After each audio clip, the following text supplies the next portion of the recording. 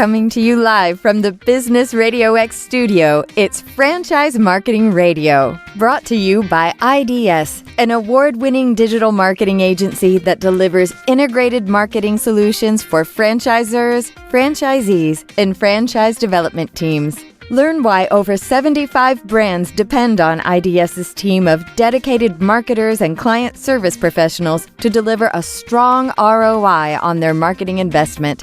Go to idsfranchisemarketing.com for a complimentary digital audit and consultation. Hi, everybody, and welcome to another episode of Franchise Marketing Radio. I'm your host, Rob Ganley. It's good to have you listening. And I have a very special guest with us today. It's a person that not only represents one brand, but many. So it will be a very interesting conversation. I have Chris Seman. He's the president and COO of Strategic Franchising. Welcome to the show, Chris. Good to have you. Hey, thanks for having me, Rob. You got it. So tell me, one of the first ways I'd like to get started is let the audience know a little bit more about strategic franchising and the brands. But, how did you get to where you are, and what do you see the future being? Well, it's one of those things I always like to talk about. Life's journey is rarely a straight line. It's left turns, right turns. I got into franchising about 21 years ago. I was looking for an opportunity to really kind of grow myself as a person and, find a job opportunity that I could really be passionate about. I ended up becoming a business coach for a small startup out of Ann Arbor, Michigan in the handyman industry. I went from a kind of an office environment down to a small cubicle and traveling, and thought it was something I would do for a couple of years to just kind of recharge, get my batteries refreshed, and ended up, from there, I stayed there 10 years, was a vice president of the organization. Got recruited about 12 years ago to be the president of Caring Transitions, which is one of our 5 brands. And I came down to Cincinnati to run that brand. It was kind of in one of those key moments. We always look for those key moments in an organization when what direction is it going to go to? And we had to kind of determine, what was really the path forward with that organization. And I did that for 7 years and just had a lot of, Caring Transitions is one of those brands because we deal so much with seniors who are in life transition, who are moving out of their existing home into some sort of senior community that, you really talk to families who are in a very, kind of this intense, really emotional moment. And, so you had this great fulfillment as you're out here helping people work with seniors, developing this marketplace and really getting people to understand that these options and opportunities existed. And so when they approached me about taking over strategic franchising overall and working with all 5 of our brands, it did actually take me a moment to step back and think about it. Is that really why I wanted to go in the next step of my career? And I really had hoped to take all the lessons I had learned over the 17 years of my career and about franchising and franchisee success and be able to apply that to our other brands and have the same level of satisfaction and commitment from our franchise owners that, we felt that we were getting from Caring Transitions. And so it was a good move for me. It was, it was different from being the person who was involved in it every single day to, the person who then is helping people see how to do it every single day and really try to keep that vision and consistency through. And, we believe in the same principles of franchising. As you develop process, procedures, systems, tools, and training for your individual brand, we can do that for all 5 of our organizations and develop that internally so we can develop that same level of commitment and quality across all of our concepts. So all of our franchise owners get exposed to that level of professionalism and the knowledge as we kind of help people into business ownership. Wow. Yeah. I love the comment you made about you started off, you thought you'd do it for a little while and see how it goes.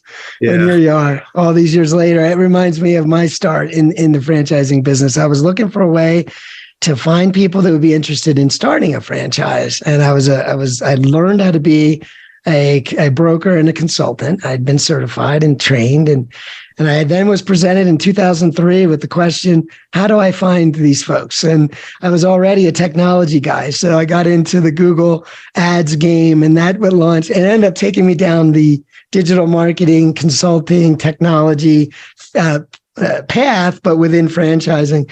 So, but it was like I was just trying to solve a problem today, and here I am. Probably 20 years later, I guess, or almost now. So, I get you there. So tell me, you have 5 brands, and I'm just going to say them: Caring Transitions, True Blue, The Growth Coach, Pet Once, and Fresh Coat. And I'm familiar with all of them on some level. But tell us a little bit about this idea, this approach, that strategic franchising as an organization and these 5 brands. Tell us the difference. I mean, there's a lot of single-owned brands, owner-led brands that are just the single owner. Tell me some of the advantages of this group that you have. Well, I think, as you look at what is the synergies between 5 brands? Why do you do that? Well, first, you have to ultimately understand what kind of business are you in? I mean, there's different franchise concepts everywhere from, large restaurants to what we do, which is, we're primarily focused around service. And in service, what we're also looking for is we're trying to be business for everyone. A lot of times when people look for business opportunities and business ownership, it's like, do you have $500,000? You have $1.5 million laying around? Can you get money from your family? Is this going to be what kind of opportunity is it? And what we're looking at is the average middle-class person who's never had the opportunity to be in business for themselves is really to provide that opportunity for people. And so in doing that, in all 4 of those brands, we pick, those types of concepts. Now that is, we're trying to help people through who've never maybe owned and own their own business. So we have a lot of educational components that we have to be able to provide our business owners so that they can understand what it's going to take to be successful. What are the behaviors? How are they going to track their finances? How are they going to work with their money? All this stuff has to come together. And if you just launch a single brand, you're somewhat limited in the resources that you're able to provide that individual franchise owner, because you have your own bills you have to pay. You have your own overhead that you have to overcome. And the more staff that you put on board, the more that takes away from your ability to succeed as an organization. And what we're able to do is we're able to utilize a cross-brand. We also have joint departments that are, shared resources, such as, things that are simple that you wouldn't think about as a franchise owner, but they're in accounting and our legal department and all those areas. If I'm able to share those expenses, that allows more money to be put aside to be able to focus on operation and marketing staff that can really help you grow your business. So I think that's one of the biggest things that you really get the benefit of an organization with multiple brands. If it's done correctly, you can share the burden of the overhead that doesn't really show to the franchise owner anyways, and then put more of your dollars to helping franchise owners be more successful, and allows a smaller organization to able to represent, especially when we're starting up a brand, we're able to present way more support and help for them than they would be if it was a standalone startup. Yeah, no doubt. And definitely a trend that I see a lot. I mean, I don't know how many hundreds of brands that are in sort of affiliated into some type of group. And I just think that, again, gives you the ability to do what you said, is reach more Americans, right? Reach more people in the middle class. And, a lot of franchise brands, and we think of McDonald's, right? Almost any person, when they think of the word franchise, he thinks of something like McDonald's. But that's a big league investment, right? Not everybody can go just, hey, I'll just do a McDonald's. I mean, that kind of a business, right, is a big league investment. And so, yeah, it's just not as easy for people to get into business. But so looking forward, we're in interesting times, and you've stepped up as a leader in interesting times. I know we talked a little earlier about technology and some different things that are going on with you guys. But there's really 2 core things that help brands and help franchisees succeed. And one is getting a fast start, right? Getting off to a good start, which starting any business, that is one of the big challenges. And when you're with a brand, with a franchise, you eliminate a lot of those roadblocks. So it's getting off to that fast start, and then being able to scale from there, right? Kind of build that desired income streams, or that size of business that you would want as an owner. And I think that's one of the beautiful things about most businesses, is it is a little bit up to you how big you might want it to be. But that's where you guys come in and really help with that scaling or growth part, right? So that fast start and the growth part. So I was going to ask you, what are some key technologies or key things you've worked on in different brands to try to affect those things and really impact those things? Well, I think probably the best example is, you can go back into how do you speed people up and get them through the process first? And, one of the things is onboarding and training sounds like a pretty minor thing, but what we do is we take a really intensive approach to getting people all the knowledge they need to be successful in business. And one of the things that you do to make it work, how does all this learning resonate? Is that making sure that it goes back through based on their goals and objectives? What are their dreams, so to speak? And then you sit here and build their financial plan. And we do a whole business planning session during our onboarding and our physical training, where you're going to go through all of the aspects of the business, understanding what is it going to take to build the revenue and profitability goals that you have for yourself and your business. And in order to encourage people to, incentivize them to be aggressive and be, very direct and decisive business owners, we created a program we call the Winner Circle, that if you hit certain revenue targets in your business, that you'll get portions of your franchise fee refunded to you, rebated to you, so to speak, after 2 years, 3 years, and 4 years, that allow you to get additional capital to invest back in your business, into marketing and, other areas that are going to help your business scale and grow. And as far as like technology, I think you and I were talking earlier before we were on, like our Fresh Coat brand, which is our painting concept, which is one of our larger concepts. One of the things that we really saw is we have developed over the last 15 years incredible best practices.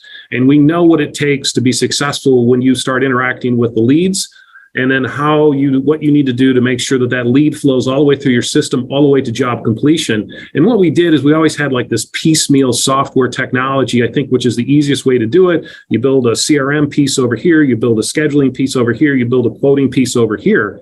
And because you can take some off the shelf components and customize them. Well, as you get bigger and you start realizing that, those pieces aren't customized to the full extent of everything you've learned in the business. And so what we've done over the last 18 months is we've actually taken what we call our Smart Quote software, which is actually more than a quoting software. It's an operational marketing and CRM software that allows all the behaviors that we know that can allow you to be successful. And we build it into a complete package. And then when you start your business, you don't have to learn these things. The system encourages you to do the things in the right behaviors. So that's one of our big pieces. And I keep talking because there are 5 brands and there's all sorts of technology, but I'm sure your listeners are, that just gives you a hint of kind of what it is that we believe in and how we drive it.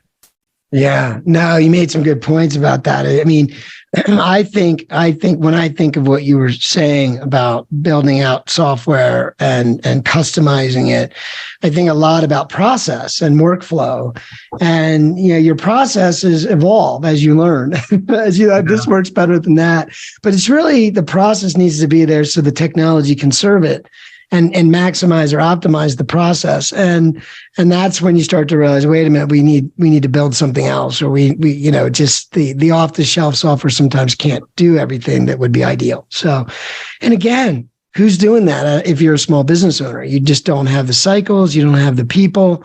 And that's one of the great things about having a centralized franchise franchisor to support the brand and to do that work. So with these different brands, though, there are synergies obviously across the board, from probably an operational point of view, a buying point of view, vendor relations, things like that. But is there also synergy from a marketing standpoint? Do these brands ever partner together in some way? I see there's some differences, but yeah, are you guys thinking about that, or is it just the other part that I just mentioned that you're thinking of? No, I think that's a great point, Rob, because, operationally, it just, all that stuff just makes sense because we're service business related. We're getting very similar business owners. So, yeah, you can really have a lot of synergies between the brands behind the scenes and how we work all that out. But, on the marketing side, as you start looking at it, because initially you go, hey, these are very different concepts in a lot of ways, but then you start really getting granular on them. And you look at, like, say, our True Blue, which is your home care ally, is really designed to really help seniors stay in their home longer and be able to live and retire in the community that they want to be in. Because, what we've seen through Caring Transitions is that what happens is when people move out of their home, it's not usually because they want to. It's because they've reached a point in their life they can no longer maintain the home, and the home is actually a health detriment and a social detriment to them. So we get involved in helping them move to a community where they're going to be more successful, they're going to be healthier, they're going to be happier, and they're going to live longer. But what True Blue does is make sure that doesn't happen until they're ready for it, and that the home can be maintained, and they're leaving for the right reasons and not because they're forced out of their home. And so you have this synergy between brands such as True Blue and Caring Transitions, which are appealing to the same senior market, just at different stages of their lives. And so you kind of do that. Hey, when you're ready for this, you got True Blue, and when you're ready for this, you have Caring Transitions, and we can help you all along the way. And, those are things that are really critical. And then even on the business to business component, Our growth coach concept is a small to medium-sized business coaching opportunity that's going to really help you get together in some peer-to-peer group coaching environments that allow you to really achieve some of those things in your business. Because, one thing that happens when we're all running our own businesses is day to day, you get trapped with the minutia of what just needs to keep the trains on time. And you're not really necessarily developing the systems and plans that are going to allow your business to be ultimately successful in the long term. And by ultimately successful, I always go back to ultimately successful is determined by you. It's not determined by an outside factor, who someone else thinks your business is going to be ultimately successful. And so the growth coach works, in conjunction with so many of these small businesses, and at the same time works heavily in the franchise industry, helping franchisees, including all of our franchisees, be more successful in balancing that work-life balance that's so critical to, if you're making enough money, but you're working 120 hours a week and you're ignoring your family, is it really where you want to be in life? So we're going to help you there. Some people it is, but most people it's not. So we're going to try to help and get you there. So I think you look at those marketing synergies, and we're just starting to build those out as we're really starting to see the connective tissue that really happens between all of them. And I just really have been thrilled to see some of the things that we've learned on the senior side specifically that allows us to merge those two. And then, in the trades and things like that, we also have the Fresh Coat True Blue. They do different things, and they allow homeowners to have a complete home solution. Yeah. Well, right. I can see the synergy as I look. I'm looking at for the audience. I'm looking at the website right now. I'm looking at all the brands, and I do see the synergies. For instance, Growth Coach. The marketplace for the True Blue and Carrying Transitions is folks like me, like you, our parents, right? Like I've been through some things with my dad. He passed away a couple of years ago. God bless him. It was a tough time, like it is for anyone that goes through that. Now my mom's still with us, and she's awesome and she's doing great, but she's 84, right? And that's exactly when these things become issues, right? And I'm in my 50s, and here I am in business, and so I see like the growth coach. Those guys are talking to leaders and people that are running companies, and that's about the age group, right? With the older parents. So I mean, again, and then of course they own homes, and so it all links. It all links together, which is fantastic. And as marketers, you and I, we see that it's not always as easy for everyone else, but I could tell the audience it's a brilliant idea to have all these brands together. So that's amazing. So just kind of on that thought, thinking of marketing, you do have some different brands. They are services oriented. They're different industries. Is there something around digital marketing? Because with COVID. And it's kind of surprising, but the adoption of digital marketing wasn't as much people might think, right? I mean, I know we use our mobiles all day and things like that, but there still was a huge lift after COVID.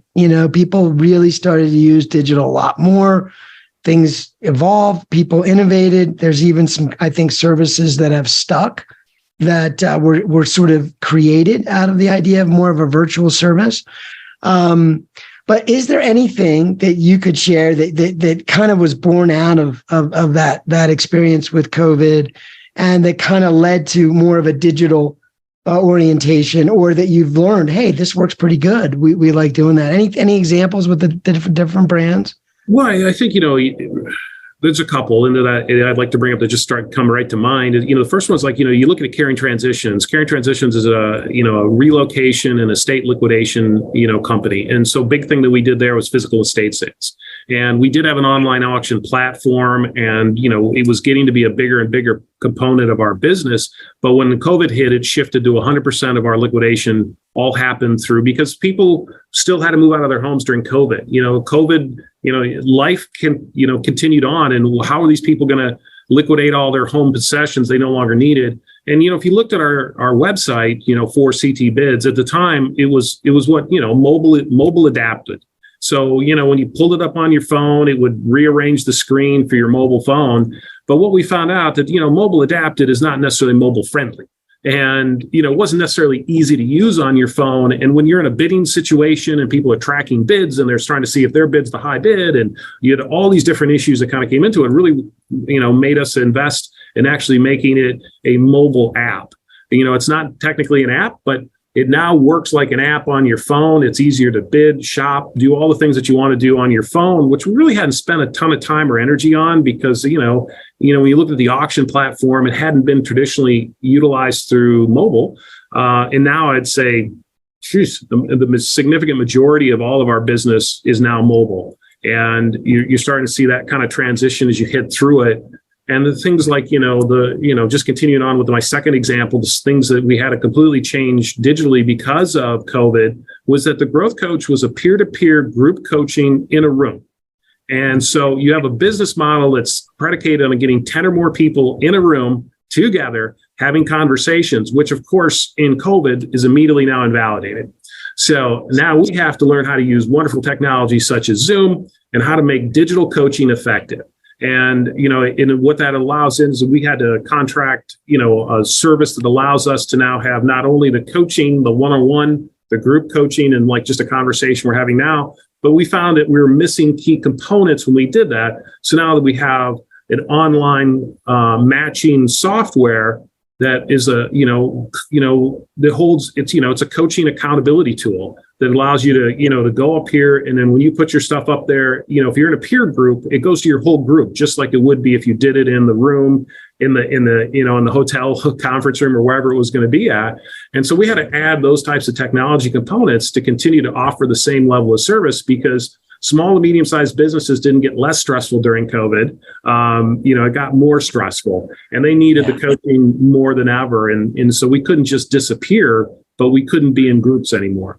And those are two of the big ones. I mean, we had to revamp all of our marketing. Pet Wants, which is our organic, healthy pet food delivered, is we got all of our customers through farmers markets. That's our biggest marketing resource that we would get them through. And then all of a sudden, farmers markets closed. So how are you going to access the customer base? How are you going to get those folks interested? And it's immediately having a robust, online digital marketing program and, being more engaged. And I'm going to not spend my money at these events. I'm going to have to spend my money online. And how do you do that effectively when you're competing? We are always competing with people who are not in the advertising world. How am I going to compete now with these massive conglomerates? And, we really had to learn what are the tweaks to our online platforms that allowed us to access the same types of customers we were seeing in farmers markets and other community events. So it was, you said I took this job 4 years ago. I've had 3 very interesting years out of these last 4. You have to learn if you're adaptable, if you're willing to make changes. Are you willing to listen to your franchise owners and what they're hearing in the field and move as quick as possible, at the same time, not do it in a way that breaks what makes you special in the first place. So it's been, 22, we were hoping for, we had all new challenges in 22, like everybody else did. And we're going to see where that leads us in 23. But, it's technology is going to lead the way. I mean, and that's just the way it has to be. Yeah, no, that was brilliant. I mean, look, everything you just said wouldn't be possible outside of the franchise model, right? The idea of it, where everybody's working together in a certain way. And all I can say is that if you're on your own during those years of COVID, that would be a tough place to be. Being in a network, in a group, led by leaders like yourself and teams of leaders that work hard and will find those solutions. I think what it showed me is the value of the franchise industry, right? Being in a franchise, being part of a brand, the resilience that it took to get through COVID. It was a resounding response because we interviewed several people during the height of COVID. In fact, we had a challenge, a Fight for Your Franchise challenge we created, me and my partner at the time. And the stories we were hearing back from franchisors were amazing. But it was just all about, hey, look, we have no choice. Our backup is against the wall. Let's go. What are we going to do? This is America, by the way. This is what we see in America. And I think it's amazing. So you being the president and the leader of these brands, this is an interesting time. But you're there, and I'm sure you're there because you want to be there. You want to be the leader. You want to, guys like you have that DNA, right? It's like, I'll take that. I guess you're saying, Rob, you're telling me I do. But listen, it's right now. I heard the two top things, and there was a survey done of franchisors. I think profitability and recruiting talent were two of the two big focuses, which I'm sure you are always thinking of those things, right? Yeah. Going into these years, because we've got this constant perpetual change of technology, which in some ways you have to respond and adapt. In other ways, you want to be proactive, right? And say, hey, is there a market advantage we can gain if we do something here? So you're there to do that. That's what the franchisor is there to do, but obviously not easy place to be for any leader right now. But just as we wrap the show up, being that you are, the leader here of these 5 brands, is there anything you want to leave with the audience? Any one principle or idea that you say to yourself, this is the one thing that I always keep in mind going into these uncertain times, but this one thing will help us get through? Is there anything like that you're a mantra or anything like that? It's hilarious, Rob, because it's like, you're going to come up here, and I'm sure that, plenty of your guests have had amazing mantras and amazing things. But what we solidified for, this is what I got started in my career. I learned this over 20 something years ago. I brought it when I came to here into Cincinnati. And when I became the president of strategic and we hit 2020 and everything just blew up, I went back to one very simple philosophy, and I always run it through with every person I hire. If you're from franchising or you haven't been in franchising, and it's like, if what we're doing doesn't help a franchisee's revenue or profitability, then what the hell are we doing it for? And it gets so easy to get distracted by the minutia of running your business that you forget your ultimate purpose. And if you stick to your ultimate purpose, which in our business, we live through our franchise owners, which means we have to be listening to them. We have to be open to them. And we didn't get through COVID because I was brilliant. We got through COVID because we came together as an organization and we got great ideas from our franchise owners on how to operate during this incredible time. And, as an organization, when many people shut down, we ended up being up over 20% over 2019. And that wasn't as good as it was in March when things were really seeming to blow up, but we still maintained revenue growth for our franchise owners. They were able to exist, survive, feed their families, pay their employees, and be an important part of their community to help everyone get through that time. And it's because we focus in on the franchise owners. And I know it sounds simple. You're in franchise, and of course you should focus on the franchise owners, but it's too easy to get distracted and buy your business. There's too much stuff going on. Have I collected all my insurance certificates this year? How's my, collection agencies working? And, all the different things that you can get involved in, which are all important. Don't say you don't do them, but ultimately focus it right back down. Why do you do it? And that's to make your system stronger and healthier so that everyone can, pass on this business and this ownership to the next generation. And that when you leave here, your legacy is a successful business that has helped communities all over the world. And that's what I live for. I fell in love with this business 21 years ago, and I'm still here today. And I appreciate the opportunity to share that with you, Rob, you and your audience. And, if you have any interest, strategicfranchising.com, get you an intro to learning more about the brands. And we should have a new website actually up, hopefully Friday or Saturday for Strategic. So you can come back and visit us twice, today and later this week. So thank you so much, Rob. Yeah, absolutely. I was going to ask you about the website. So thank you for sharing. And it sounds like folks should go visit. It's going to be a new site, and there's 5 brands, right? Yep. And they can learn about the whole network from there. So it's great to have you. I appreciate your time today. Thank you so much, Rob.